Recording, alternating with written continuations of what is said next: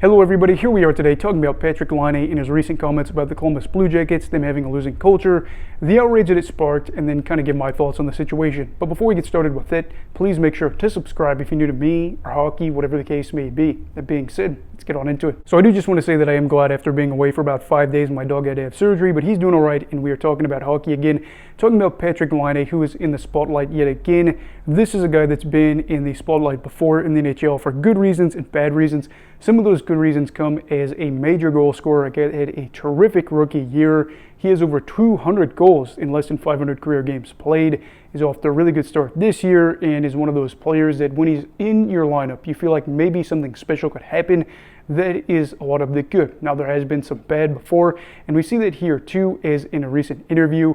He basically goes out there and says the Columbus Blue Jackets have a losing culture. Not only that, they just are okay with having a losing culture. And then one of the weird things that comes out of this is the fact that when he's pressed about that to talk about who all this entails, he basically says something along the lines of, well, I'll leave that up to your imagination. Now, this did not go over well with his former teammates, as you could imagine, as alternate captain Zach Werenski just went out there right away and said that this is basically BS, completely BS, and that this is not something that he agrees with at all, that he hopes the best for Laine, that he's okay, but he just really can't believe that Patrik went out there and said something like this. Now, do I see a problem with either side's kind of stance on this? I'm going to say in Zach Werenski's case, no, absolutely not. I know that Columbus has undergone a lot of problems in recent years regarding leadership, whether that be coaches or captains and whatnot, and that I think in this situation, Werenski being one of those alternate captains, a guy that has been with this team for the entirety of his career, he had to go out there and defend his guys. He's not going to be like, well, actually, you know what, Laine is right. We have a losing culture,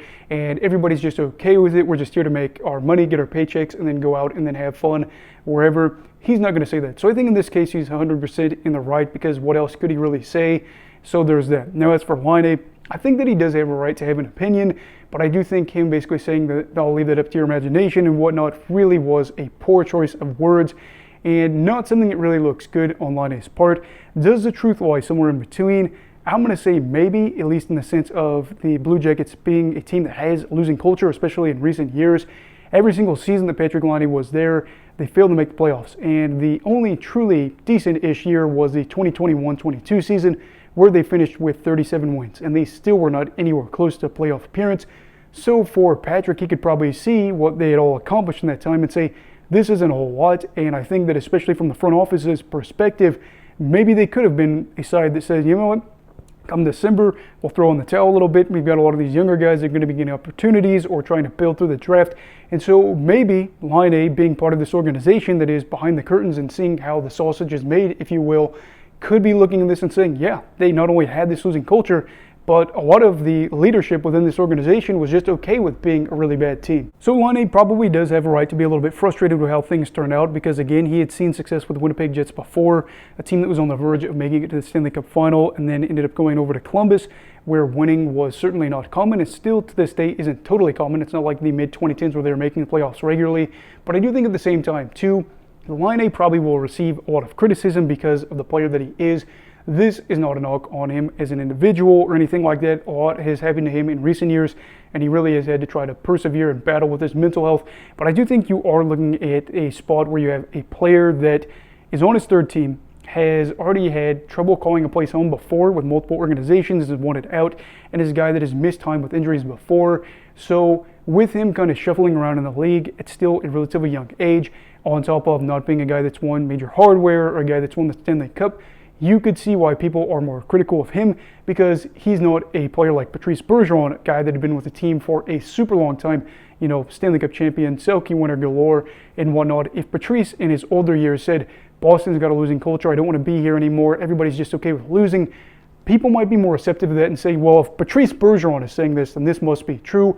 Whereas with Laine, I think people are a little bit more likely to say he might be the problem instead of the organization. But again, too, I think with a lot of rebuilding teams, there is some truth to them being okay with losing, because of course they want to build through the future. And Laine's words obviously come at a terrible time as he returns to Columbus, It was not a warm reception, obviously, and he ends up going out there and playing the fewest minutes of any Montreal player in the game. And of course, too, his team goes out there and loses by 1 goal and is below the Blue Jackets in the standings. And I know, obviously, he basically said in the interview as well, too, whether Montreal goes out there and wins or loses, they at least give it their all. So there is a little bit of defendability there, but it's still not a great look. You go out there, you don't even play 10 minutes, you get kind of beat up in the sense you're out of the lineup yet again, you're getting booed out there, and you are in a spot with the team right now where you say, maybe, again, we could be in a couple of years from now in a spot where he asks for another trade. I can't say that's going to be happening, that's definitive, but it is something that we could keep an eye on. I will say, too, though, in Laine's defense, again, do not knock him as a human being. Again, everybody's got a right to be in a workplace that they want to be in. And on top of that, he is a player that's scoring at nearly a goal per game in his time with Montreal. And they could very well be better as the season goes along. He missed a good chunk to the start of the year. And that was, again, paired with Montreal not being a playoff caliber side. So we can't really say that, the entire year where Montreal's been below Columbus is, set in stone and it's all because of Patrik Laine, when, of course, too, he's played like 10 or 11 games for them so far on the year. We have to be a little bit less critical. What I will say, though, with this is maybe something positive can come out of this. I would love to see both of these teams go out there in the future and then meet in the playoffs, especially in the first round. Two younger sides that meet in the playoffs would be something really fun. Kind of unlikely, again, too, with how the playoff situation is set up as of late. But if you get to see them at any stage of the playoffs, it really would be exciting. Laine may be scoring a lot of goals. Werenski, a guy that's been part of some of Columbus' success before, leading a charge, or maybe they go out there and win the series and say, how about that for a losing culture? And I can't say that that will happen, and obviously these two teams are at complete different stages of their franchises, as Montreal is an original 6 side that's got 24 Stanley Cups, 23 in the NHL era, I do believe, whereas Columbus has only won a single postseason series, excluding the qualifying round that they won a couple years against Toronto, and they don't really have a lot of success that they can claim. But if we are looking at the now and where these two teams are kind of in the bottom of the divisions and at a stage where they're trying to get a little bit better and they look like they might get close to averaging about a point per game for the season, this is where you're hoping maybe within a year or two these two teams can be on the up and up, and then a little bit of that feud, a little bit of bad blood would come on, and while it would be a very, very unlikely rivalry, it still would be something you'd say in the short term people would probably be very, very invested in this. And I do think that, of course, too, Laine, like Pierre-Luc Dubois, would want to be, or will be, probably one of those guys that is vilified by the Columbus fan base. So anyway, what are your thoughts on the whole Patrik Laine situation? Do you think that he is part of the problem? Or do you think that Columbus really does have a major issue with having a culture, or a winning culture in the organization, and really Zach Werenski's just in a spot where he has to defend his guys? Let me know down below in the comments, and also please make sure to like this video if you enjoyed it, subscribe if you're new. Everybody stay safe, have a great night, and you love hockey, all right?